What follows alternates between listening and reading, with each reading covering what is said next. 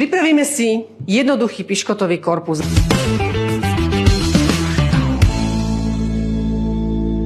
Šľahanú hmotu piškotovú, ktorá sa naozaj skladá len zo 4 základných surovín, vajíčka, 200 gramov kryštálového cukru, hladká múka, ktorú som preosiela, malé množstvo studenej vody, ktorá slúži zároveň ako kypridlo. Dáme si vajíčka, cukor kryštálový, dáme do stroja a vyšľaháme hustú penu. Keď máme vajíčka s cukrom našľahané, zmení sa nielen objem, ale aj farba. To znamená, vytvorí sa nám naozaj stabilná pena.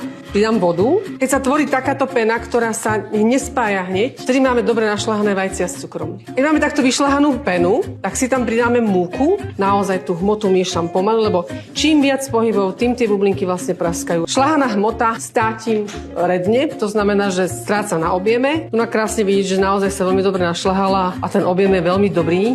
Zoberiem si paletový nôž alebo hladký nožík, ako je kto naučený, a rozotriem si plát na celú plochu rovnomerne, tak aby nám nepresvítala. Pri týchto plátoch opäť upečieme, vyrežeme z plechu. Plát máme krásne upečený, naozaj má peknú zlatistú farbu, on sa tak hovorí, že svetlo hnedá, toto je práve tá farba.